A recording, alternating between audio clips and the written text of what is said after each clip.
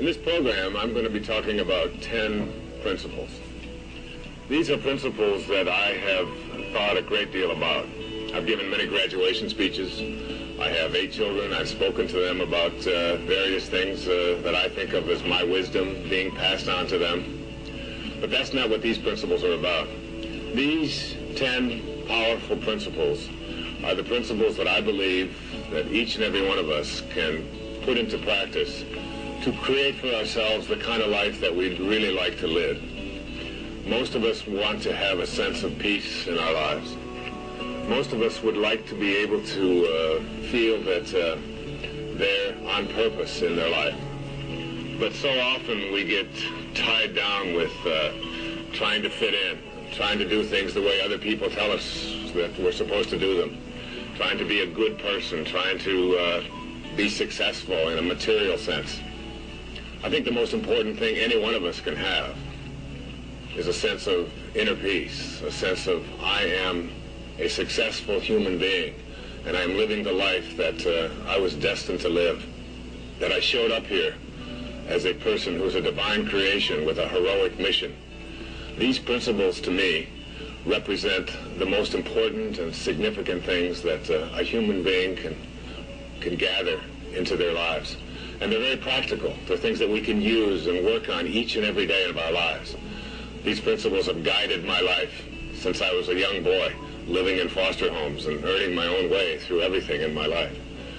These principles work, but they only work if you decide you're going to make them work for yourself. They're not about being what other people think you should be. They're about living the life that you were destined to live, about fulfilling your own sense of purpose as a human being. They're principles for inner peace. They're principles for success. But they have nothing to do with the material world. They have to do with looking within and connecting yourself to that great source that keeps all of us living and breathing in a fully functioning way.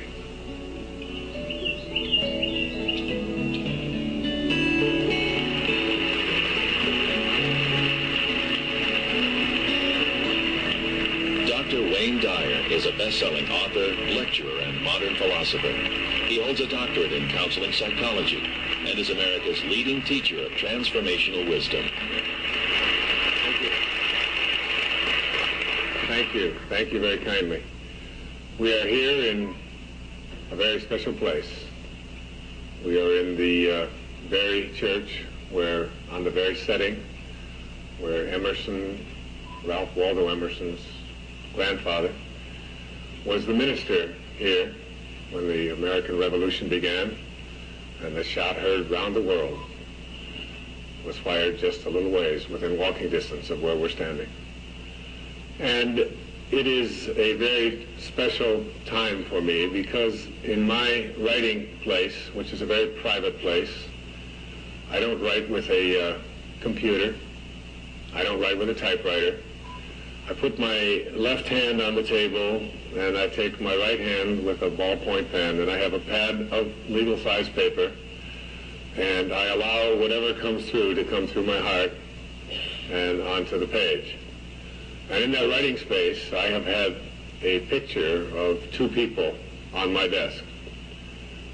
The 2 people that have been on my desk have been Ralph Waldo Emerson, who was called by many America's teacher, a man who just took the ideas that he felt burning in his breast and talked about them regardless of what others around might have felt or thought. He gave an address at the Harvard School of Divinity and wasn't invited back for 33 years because of the things that he said about how he felt man should become self-reliant and how spirituality ought to serve man rather than frighten him. On the other side of my desk is a picture of a man named Henry David Thoreau. And Thoreau was a man who decided even to go to prison rather than pay his taxes to a government who was doing some things that at that time he considered an abomination.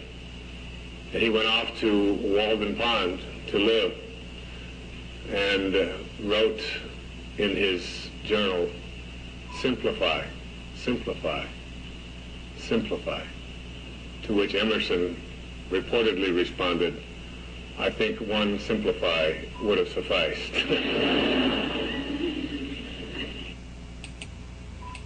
At any rate, these two giants, along with Bronson Alcott, who was the father of Louisa May Alcott, who wrote Little Women, and so many other powerful books about the rights of a woman to be treated with equality at a time when such things weren't even considered.